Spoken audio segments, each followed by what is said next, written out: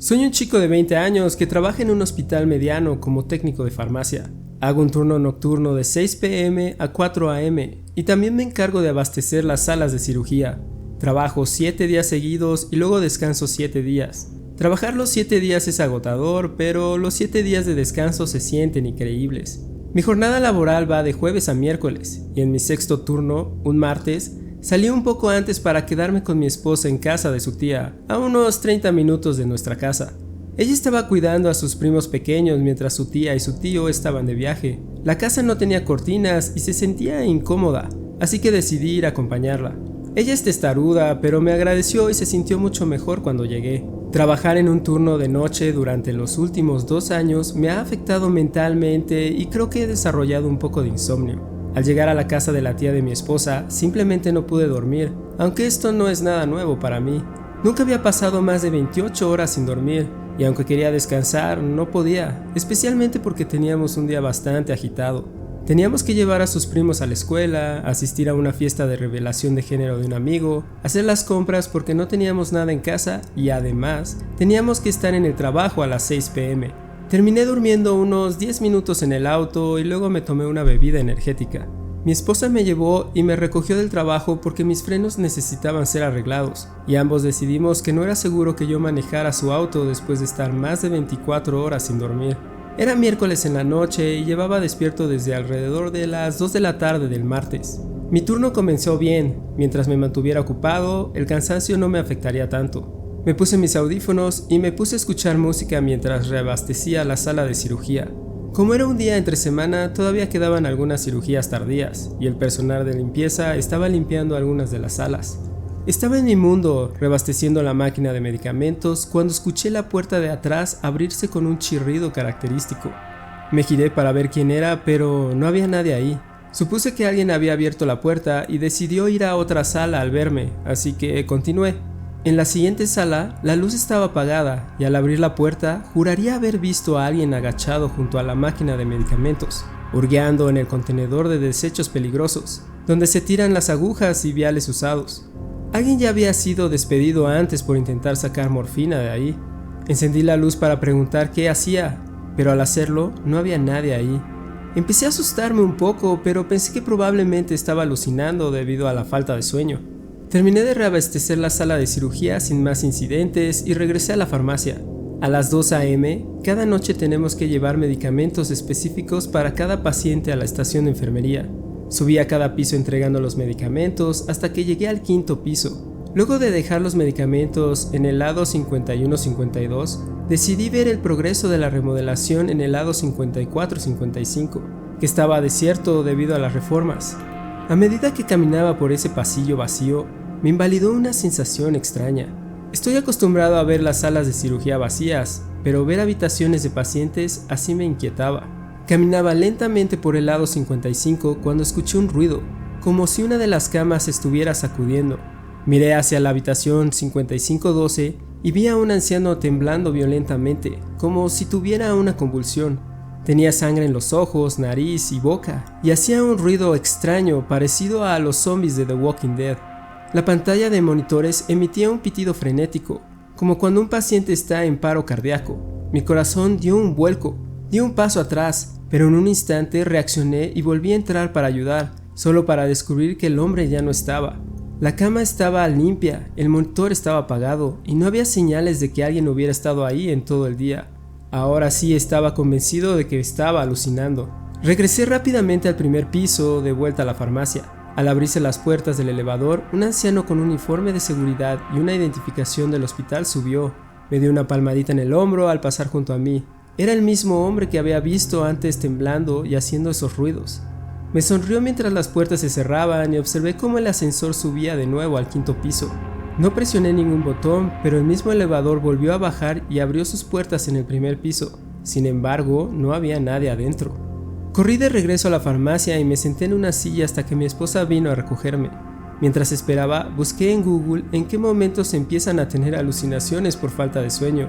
Y decía que entre los 30 y 48 horas. Yo llevaba ya 38 horas despierto, así que todo tenía sentido.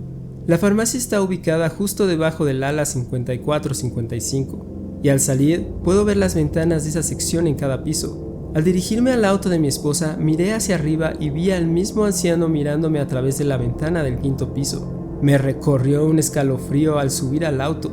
No mencioné nada de lo que había visto esa noche. No sé por qué habría alucinado con ese hombre en particular, ya que nunca lo había visto antes y no tenía significado para mí. Aún no estoy seguro de si fue realmente una alucinación o si lo que vi esa noche fue real. Desde entonces no he vuelto a ver ese hombre, pero esto fue apenas 2 semanas. Vivo con mi novio en su casa, que es modesta pero en un buen vecindario, donde el crimen generalmente es bajo. Digo que es una casa modesta porque comparada con las otras casas del vecindario, es de tamaño pequeño. Para nosotros, tener una casa pequeña en este vecindario sigue siendo muy deseable, ya que nos permite vivir en una buena zona sin tener que poseer una casa de varios millones. Es una casa de un solo piso, con 3 habitaciones y 2 baños, y también tiene un sótano. Estamos en una calle muy tranquila, con mucha privacidad. La forma en que la calle se curva proporciona una privacidad óptima, porque cuando salimos de la casa no hay ninguna casa vecina directamente enfrente de nosotros. En nuestra cuadra hay 8 casas en total. Más adelante hay un pequeño bosque. Mi novio estuvo fuera un fin de semana en Las Vegas para una despedida de soltero en octubre pasado.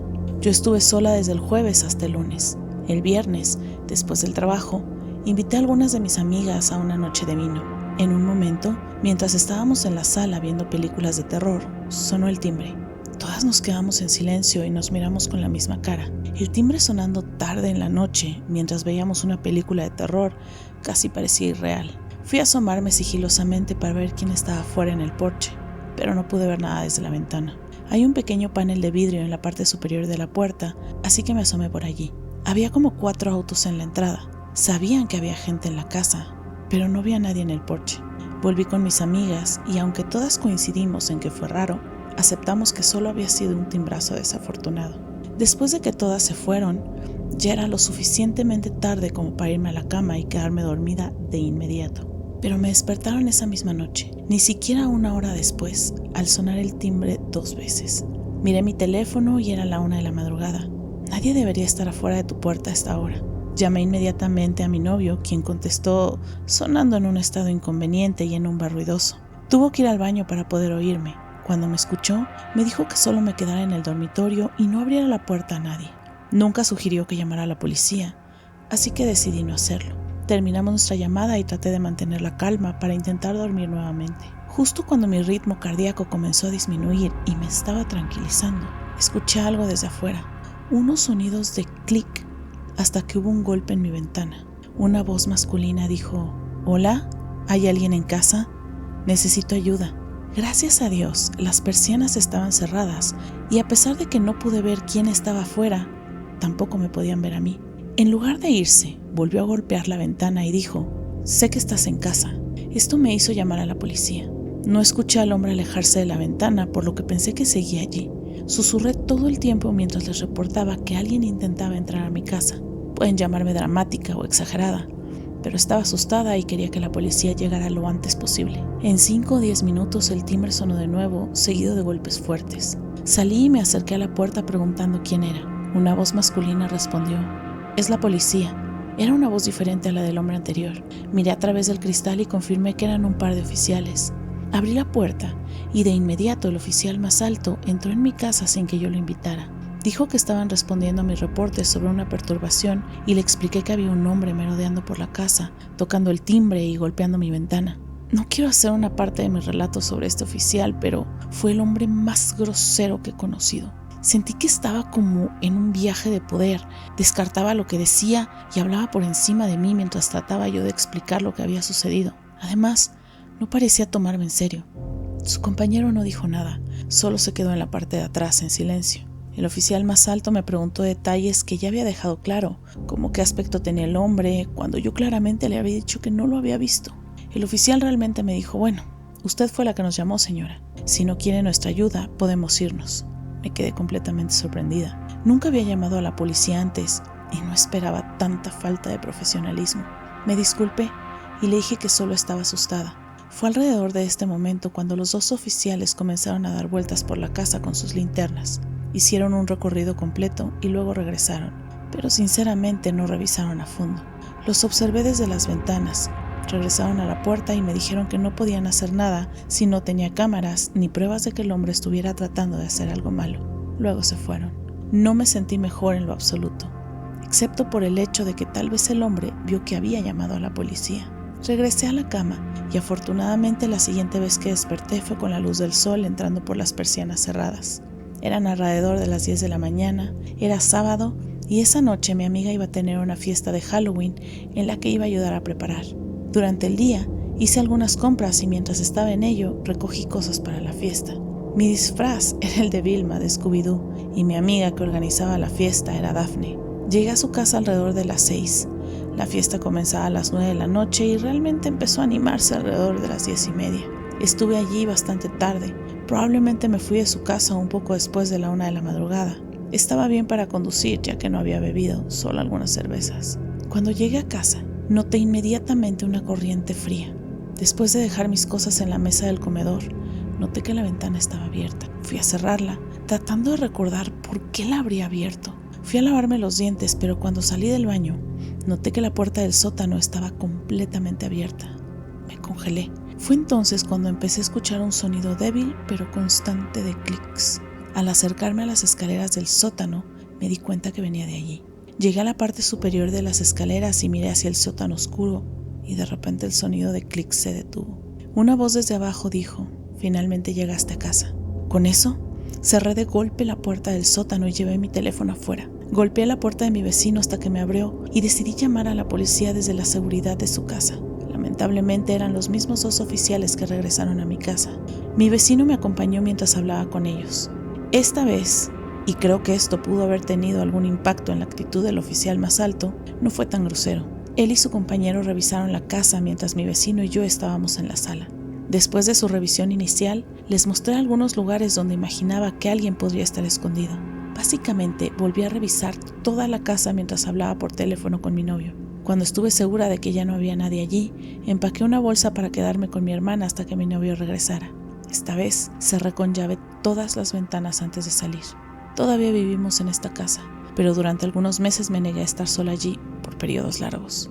Aún tengo pesadillas en las que creo escuchar golpes en la ventana y luego me despierto aterrada y me aseguro de cerrar cada puerta y ventana desde entonces. Esto sucedió cuando tenía 18 años, ahora tengo 22. Fue en mi último año de secundaria, justo cuando comenzó la pandemia de COVID, por lo que todo comenzó a cerrar, incluida mi escuela. A pesar de que todo se suponía que debíamos quedarnos en casa, mis amigos y yo comenzamos a salir más que nunca. Había pocas opciones ya que solo quedaban abiertos los negocios esenciales, pero una de mis cosas favoritas es explorar lugares abandonados o embrujados, algo que aún me gusta hacer. No soy de asustarme fácilmente, ya había tenido algunas experiencias con personas sin hogar y hasta con sectas, pero nada se compara con lo extraño y aterrador de lo que me sucedió en esa ocasión. Poco antes de esto, había empezado a salir con una chica de mi clase de secundaria, Clarissa. A pesar de que apenas comenzábamos a salir, logré convencerla de ir a un parque natural a las 3 de la madrugada para explorar. El parque es bastante agradable y seguro durante el día, pero por la noche puede volverse un lugar peligroso, al punto de que la policía a veces bloquea los accesos para evitar que la gente entre. En el 2016, por ejemplo, una mujer fue brutalmente asesinada ahí, y en el 2021, un chico fue herido de bala mientras exploraba el bosque. Esa noche llegamos al parque y todo estaba oscuro y silencioso. Los árboles bloqueaban casi toda la luz de la luna y preferí no encender la linterna para que nuestros ojos se acostumbraran a la oscuridad y para no delatarnos si alguien estaba cerca. Caminamos alrededor de 15 o 20 minutos por el sendero principal. No planeaba estar ahí mucho tiempo, ya que el lugar se sentía extrañamente callado. Había una vereda que llevaba de regreso a donde había estacionado mi camioneta y pensé que podíamos tomarla para hacer un circuito en lugar de regresar por el mismo camino. Clarissa estuvo de acuerdo, así que comenzamos a andar por el sendero más oscuro. Solo habíamos avanzado un par de minutos cuando de repente escuchamos el sonido de una flauta. Ambos nos detuvimos sorprendidos. La melodía tenía un ritmo constante y parecía parte de una pieza musical, pero sonaba completamente fuera de lugar y era escalofriante. Yo estaba atento al sonido, pero cuando Clarissa empezó a temblar y a rezar pidiendo perdón, me di cuenta de la gravedad de la situación. Intentaba averiguar de dónde venía el sonido, pero era difícil precisar, parecía venir del camino principal a unos 30 o 50 metros entre los árboles, pero cada vez se escuchaba más fuerte y más cerca, como si estuviera sobre nosotros. Sabía que tenía que hacer algo, así que le dije a Clarissa que no la iba a dejar sola y que teníamos que correr por el sendero para alejarnos de ahí. Apenas habíamos avanzado unos 10 metros cuando escuchamos el crujido de hojas y ramas y algo más grande cruzó rápidamente el camino justo frente a nosotros. Podría ser algún animal, pero fue extraño porque parecía que podía sentir el tamaño de lo que fuera, como si el viento cambiara alrededor de nosotros. No logré ver ninguna silueta ni figura. En cuanto sentimos y escuchamos aquello, dimos vuelta y corrimos de regreso por el sendero principal. Apenas llegamos al punto donde habíamos escuchado la flauta al inicio y el sonido volvió, aún más fuerte y con un ritmo extraño, como si fuera parte de una antigua melodía irlandesa. Parecía rodearnos y sentí que estábamos atrapados. Teníamos dos opciones: volver al sendero oscuro y denso del bosque donde habíamos sentido la extraña presencia, o seguir por el camino principal donde estaba la flauta y tal vez la persona que tocaba. Decidí que era mejor el sendero principal, aunque Clarissa seguía temblando de miedo. Le dije que corriéramos hasta llegar a la camioneta. La adrenalina hizo que recortáramos el camino de 20 minutos a unos 7 u 8 minutos corriendo. En algún momento el sonido de la flauta se detuvo, pero al pasar junto a un baño portátil en medio del camino me estremecí pensando que alguien podría estar escondido dentro. Sin embargo, al llegar a mi camioneta no había rastros de nadie.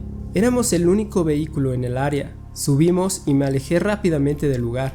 Al día siguiente le conté a mis amigos y busqué en internet, pero no encontré relatos similares. Algunas personas hablaban de haber encontrado animales o incluso sectas en algunos lugares similares, pero ¿una flauta rítmica y tan clara en medio de la noche? No hallé nada parecido. Las casas más cercanas estaban a varios kilómetros, por lo que era imposible que el sonido hubiera viajado desde ahí, y el volumen de la flauta se escuchaba tan fuerte y tan claro como si estuviera al lado de nosotros. Nunca supe quién tocaba esa flauta ni qué fue lo que cruzó nuestro camino. Pensando en ello, me resulta cada vez más surreal, como si fuera algo más paranormal que físico. No sé si fue una persona, un fantasma, una secta o qué, pero desde entonces evito ese bosque por las noches. Aunque sigo explorando lugares tétricos, nada se ha comparado a esa experiencia.